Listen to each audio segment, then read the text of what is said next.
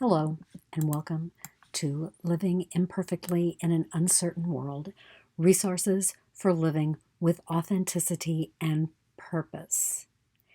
Now, I've been researching for a new class of mine that's called Being an Artisan of Joy.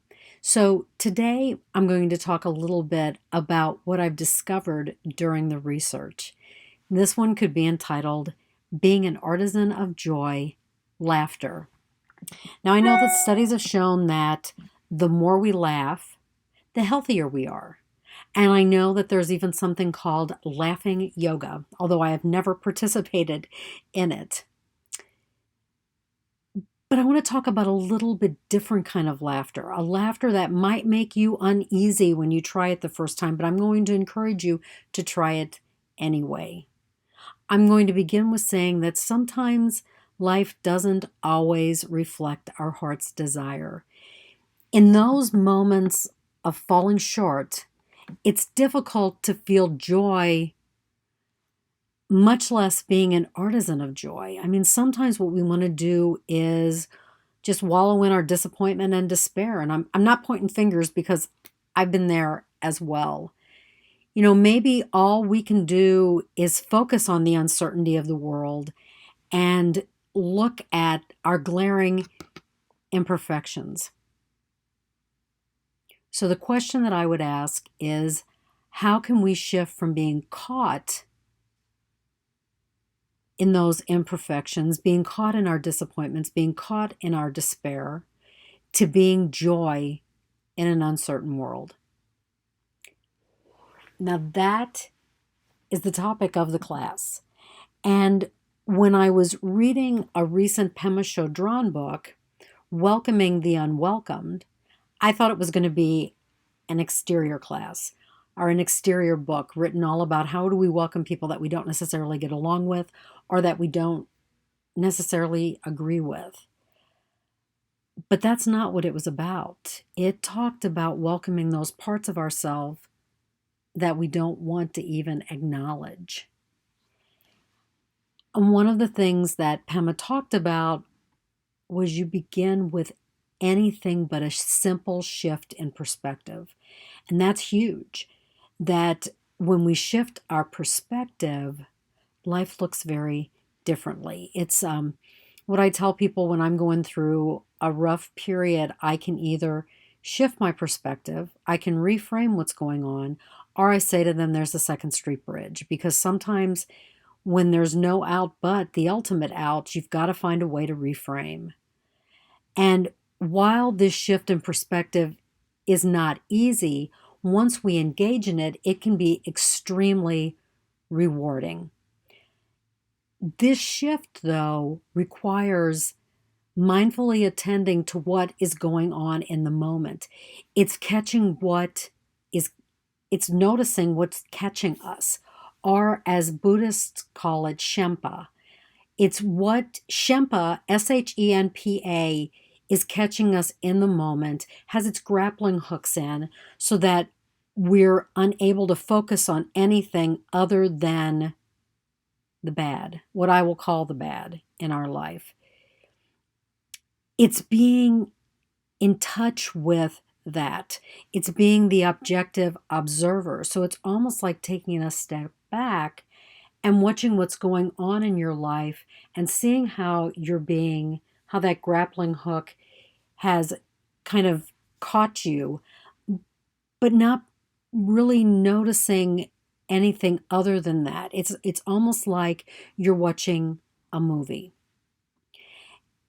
It's really discovering what feeling, what memory, whatever it is that is a barrier to preventing us from connecting to the flow of joy in our life. So, how do we do this?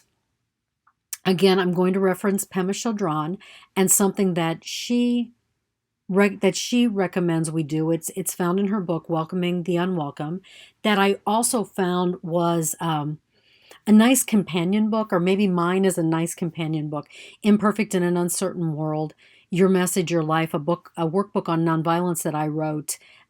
Really, I kind of smiled when I read this book. 13 months after I published mine because it was very much in line with what I had wrote. Now, Pema says don't run. You're not allowed to run from those things that scare you, those things that have you caught, the things that would have you shoving something away. She suggests that you stop and immerse yourself in the emotion, the memory, again, whatever is triggering your reaction. And she suggests you stop for 3 minutes. So if you need to set a timer for 3 minutes while you experience this, that's what she's suggesting that you do, and you really experience it. Now, I'm going to suggest that you experience this using what I call the 4 nons. Non-attachment. So again, you're an objective observer. You are the type of person that you're not holding on to something so hard, or you're not pushing your despair away. You're merely being with it. You are non-attached, which is different from being detached and different from being attached. You're being non-judgmental. So you're not judging the feeling, or you're not judging yourself, or you're not judging other people who might have been involved. You're being with it. You're almost, what I would say is, when you're non-judgmental and you're not attached, you're on a fact-finding mission to see how that really makes you feel and discover what the roots are. The third non is non-defended or non-defensiveness. So you're not defending yourself. You're not defending your right to feel this way.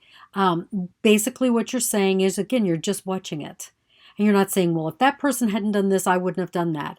Or if this wouldn't have happened, I wouldn't have reacted. Again, you're just noticing and maybe getting a clue to what's being triggered in your reactionary defensiveness. And then the fourth non is non-violence. So you're not allowed to say, well, you're stupid because you keep getting caught, or all of that derogatory language, or focusing the self-derogatory or the language that you're using on someone else. You just are in the moment watching. And when any of that language might surface in your internal monologue, you're paying attention to it. But again, you're not stopping it. You're not reacting to it. You're saying, okay, this is happening. I'm just going to let it go through. And you might even feel like you need to re-script at that point. So if you say, gosh, you're stupid, you might say, that wasn't the best judgment that I've ever had. It's not excusing the behavior. It's reframing what you've been experiencing. Now, what I will say is once you set that timer for 3 minutes, it's a whole lot harder than it looks. You might have to go through several cycles of 3 minutes before you can get to a point where you practice those 4 nons, where you become the objective observer, so that you can really let go the deep angst that you might be feeling in that situation. Now, she goes one step further, and I love this because I'd never heard of this before, and I've actually tried it, and it really works. She said, after you have experienced the trigger, the reaction, and the subsequent fallout of whatever has happened, don't let yourself fall into despair, because again, it's easy to fall into the shaming and the blaming. Pema says not to take yourself so seriously. Laugh at yourself. Laugh at yourself for getting caught again. Laugh at yourself for the reaction. Laugh that you didn't get it right, that your imperfection caught you one more time. And when you laugh, you not only befriend your imperfections, but you kind of clear out that monkey gunky emotional angst that you're feeling, and you can find a way through them into saying, okay, what can I do different? How can I respond instead of reacting? Now, I want to back up and say this just because some of you are probably thinking this, and I want to really get it out there, is please note that laughter in no way diminishes the seriousness of your imperfections or the fallout of your imperfections. Your laughter is a reset so that you can move into objective observer and learn how to reframe, learn what your triggers are, and learn how to reframe those triggers or notice the triggers so that you can reframe any reaction into a response. The laughter is a tool for you to move into a compassionate response in your life. It's a way of understanding the roots of your reactions and again, shifting from reactionary behavior into response. For me, after reading this and after practicing the 3 minutes several times on the same issue, is laughter really for me is the voice of self-compassion. It's a way of moving me out of getting stuck in the gloom of my life and really gaining a new perspective.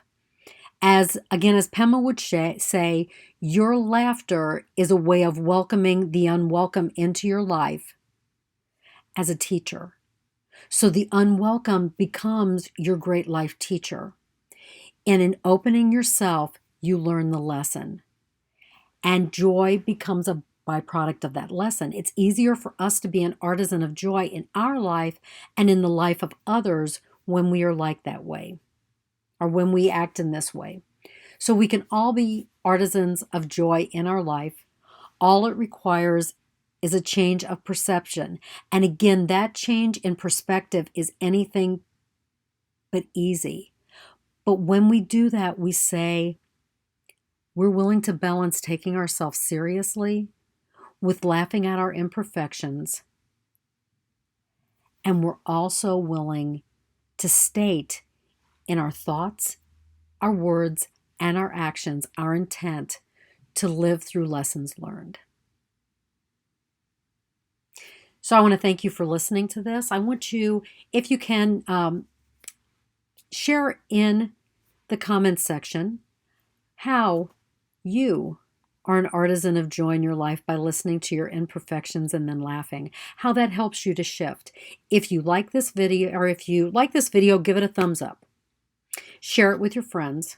But really, most importantly, I'm going to ask you to try the exercise. Find an imperfection, welcome it into your life by laughing, and then see if you can't find a way through it.